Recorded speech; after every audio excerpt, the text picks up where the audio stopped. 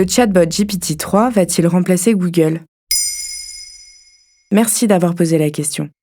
Bonjour et bienvenue dans ce nouveau podcast d'actualité. Aujourd'hui, nous allons parler de l'intelligence artificielle GPT ou Generative Pre-trained Transformer.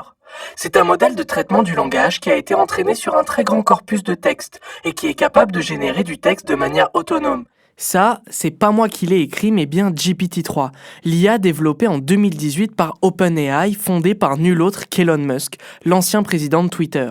Même s'il est parti d'OpenAI depuis, l'entreprise a dévoilé le chatbot GPT-3 en décembre 2022. Et ça consiste en quoi ?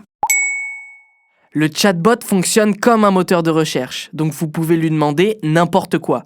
Grâce à un algorithme puissant, GPT-3 fait des recherches croisées sur tous les sites internet susceptibles d'être utiles à votre recherche.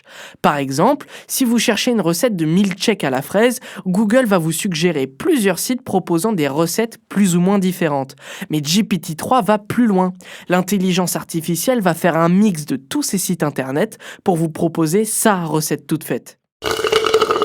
Une petite révolution, certes, mais qui a de quoi en effrayer certains. Le patron de Google, Sundar Pichai, a révélé dans le New York Times qu'il craint que GPT-3 devienne un moteur de recherche plus utilisé que Google. Mais justement, comment peut-on être sûr que GPT-3 est fiable ? Eh bien, on ne peut pas être certain. Se fier à GPT-3, ce serait se fier à la totalité des comportements humains sur Internet. L'intelligence artificielle prend aussi bien en compte les articles du Monde que les threads complotistes sur les réseaux sociaux. Le danger, c'est que les utilisateurs, parfois mineurs, soient influencés par GPT-3. C'est comme si Google mettait en avant des sites complotistes au même rang que les derniers articles du Parisien ou de Libération.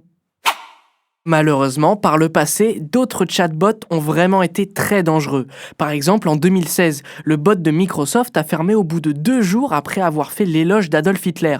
Ou encore, le chatbot de Meta fermé en 2020 parce qu'il tentait de convertir des utilisateurs à plusieurs théories du complot. Elon Musk, fondateur d'OpenAI, a tweeté après la mise en ligne de GPT-3. « Cette intelligence artificielle est effrayante tellement elle est bonne.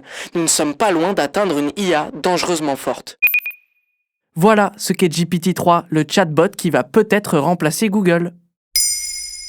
Maintenant que vous savez, un épisode écrit et réalisé par Samuel Lambroso. Ce podcast est disponible sur toutes les plateformes audio. Et si cet épisode vous a plu, n'hésitez pas à laisser des commentaires ou des étoiles sur vos applis de podcast préférés.